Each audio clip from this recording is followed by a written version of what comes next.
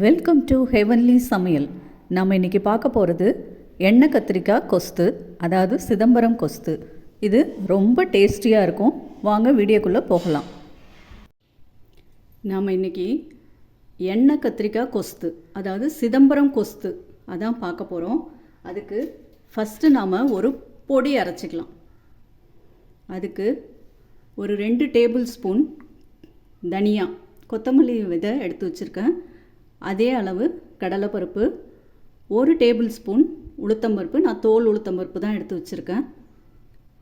1 டீஸ்பூனுக்கு கொஞ்சம் அரை டீஸ்பூன் வெந்தயம், ஒரு 4-5 சிவப்பு மிளகாய். இது எல்லாத்தையும் நல்லா வறுத்து பொடி பண்ணிக்கலாம். இந்த பொடி மீதி இருந்ததுன்னா ஒரு ஏர்டைட் கண்டெய்னரில் போட்டு நம்ம ஒரு டப்பாவில் வச்சுக்கிட்டோன்னா அது ஒரு 1 வீக் 10 டேஸ் கூட நம்ம வச்சு யூஸ் பண்ணலாம். ஒரு 1/4 கிலோ அளவுக்கு கத்திரிக்காய் இந்த மாதிரி பொடியாக கட் பண்ணி தண்ணியில் போட்டு வச்சுருக்கேன், கருக்காமல் இருக்கிறதுக்காக. அதே அளவு சின்ன வெங்காயம் பொடி பொடியாக கட் பண்ணி வச்சுருக்கேன். புளி தண்ணி எடுத்து வச்சுருக்கேன். ஒரு பெரிய நெல்லிக்காய் அளவு புளியை எடுத்து ஊற வச்சு அதை கரைச்சி இருத்து வச்சுக்கலாம். 1 டீஸ்பூன் தனி மிளகாய்த்தூள் அதுவும் எடுத்து வச்சுருக்கேன் காரத்துக்காக. தாளிப்புக்கு கடுகு, உளுத்தம்பருப்பு, கடலைப்பருப்பு, மிளகு தான் இது தாளிக்கிறதுக்கு முக்கியமானது, அதான் டேஸ்ட் கொடுக்கும். இப்போ நம்ம எப்படி செய்யறதுன்னு பார்க்கலாம். ஃபஸ்ட்டு நம்ம இந்த பொடியை வறுத்துக்கலாம். பொடி வறுக்கிறதுக்கு ஒரு வாணலில் கொஞ்சமாக ஒரு 1 டீஸ்பூனுக்கு கம்மியாகவே எண்ணெய் விட்டு வச்சுருக்கேன். எண்ணெய் நிறையா ஊற்ற வேண்டாம். இப்போ பொடியை வறுத்துடலாம். எல்லாத்தையும் ஒன்றாவே போட்டு வறுத்துடலாம்.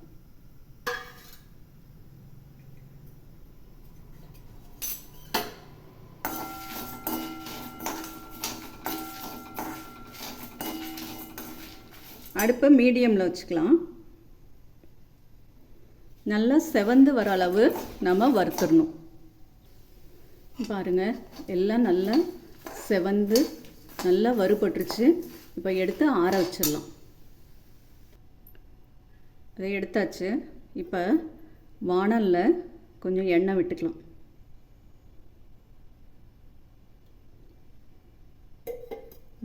ஒரு டேபிள் ஸ்பூனுக்கு மேலே எண்ணெய் விட்டுருக்கேன். ஒரு 1.5 டேபிள் ஸ்பூன் இருக்கும் எண்ணெய் விட்டுருக்கேன். இப்போ நம்ம இந்த கட் பண்ணி வச்சுருக்கிற கத்திரிக்காயை நல்லா எண்ணெயில் வதக்கிடலாம்.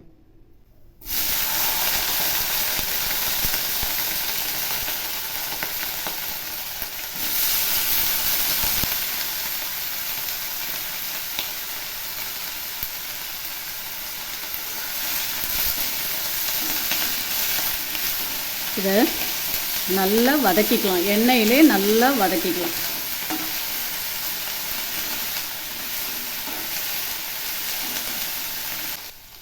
மீடியமில் வச்சு ஒரு 5 நிமிஷம் வதக்கியிருக்கேன். இந்த அளவு வதங்கியிருக்கு. இன்னும் ஒரு 2 நிமிஷம் வதக்குனா போதும், நம்ம வழிச்சிடலாம்.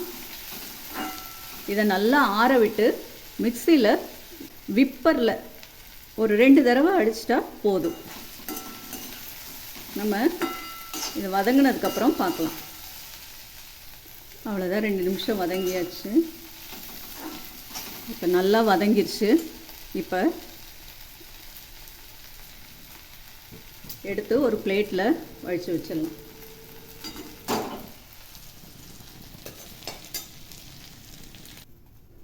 பாருங்கள், ஒரு பிளேட்டில் வழித்து வச்சாச்சு. நல்லா வதங்கிருச்சு. இப்போ அதே வாணலில் இன்னும் கொஞ்சம் எண்ணெய் விட்டு நம்ம தாளிக்க எடுத்து வச்சுருக்கிற பொருளை எடுத்து தாளிச்சிட்டு நல்லா வெங்காயத்தை வதக்கிக்கலாம். வாணலில் 1 டேபிள் ஸ்பூன் எண்ணெய் விட்டுருக்கேன். இது காஞ்ச உடனே நம்ம தாளிக்க எடுத்து வச்சுருக்கிற கடுகு, உளுத்தம்பருப்பு, கடலைப்பருப்பு, மிளகு இது எல்லாத்தையும் போட்டுடலாம்.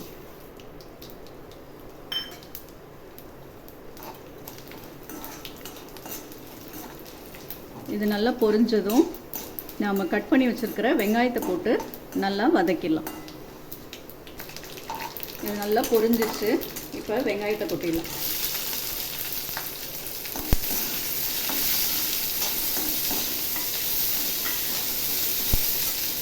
அடுப்பை மீடியமில் வச்சு நல்லா வதக்கிடலாம். வெங்காயம் நல்லா வதங்கிடுச்சு. இப்போ நம்ம கரைச்சி வச்சுருக்கிற புளி தண்ணியை இதில் விட்டுடலாம்.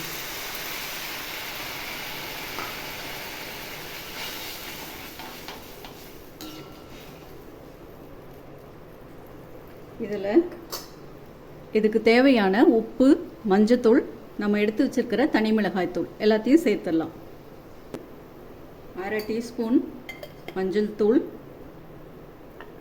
நம்ம எடுத்து வச்சிருக்கிற தனி மிளகாய் தூள், இதுக்கு தேவையான உப்பு.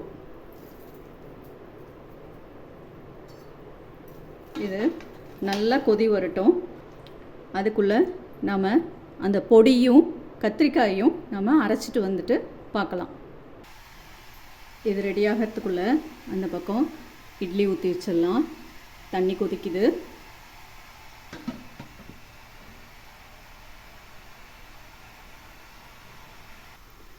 இப்போ கத்திரிக்காயை விப்பரில் இந்த மாதிரி அரைச்சிட்டு வந்தாச்சு. கொஞ்சம் குறைன்னு லேசாக 1-2 தெரியுது கத்திரிக்காய், அந்த அளவு அரைச்சாச்சு. பொடியும் அரைச்சாச்சு.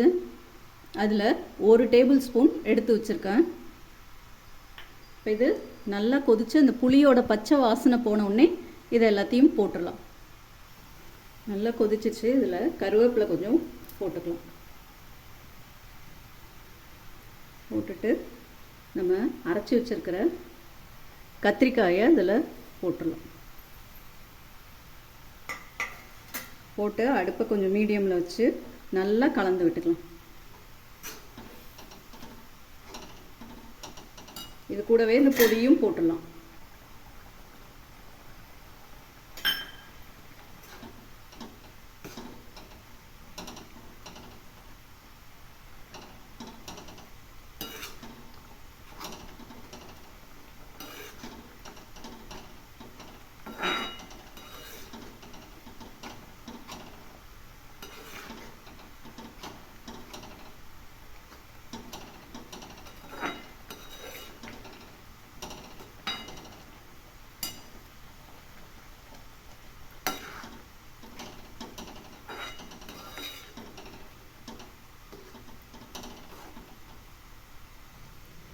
இந்த ஸ்டேஜில் உப்பு காரம் செக் பண்ணிக்கலாம். உப்பு காரம் பத்தலைன்னா இந்த ஸ்டேஜில் போட்டுக்கலாம். இதில் பெருங்காயம் ஆட் பண்ணுறேன். கொஞ்சமாக பெருங்காயம் ஆட் பண்ணியாச்சு. இதை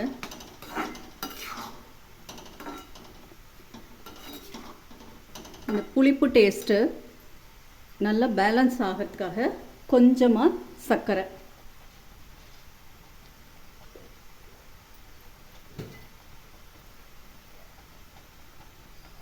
ஒரு 1/2 டீஸ்பூன் சர்க்கரை,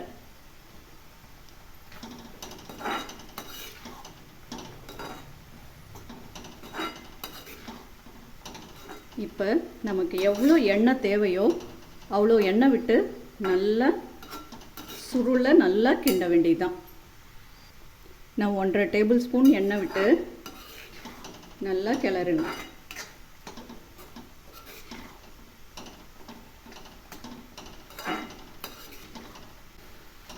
அவ்வளோதான், நல்லா சுருண்டு நல்லா வந்துருச்சு. இப்போ அடுப்பை ஆஃப் பண்ணிடலாம். சிதம்பரம் கொஸ்து ரெடி ஆயிடுச்சு. இது இட்லி, தோசை, அரிசி உப்புமா, கோதுமை ரவை உப்புமா, சம்பா சாதம், இதுக்கெல்லாம் சூப்பர் காம்பினேஷன்.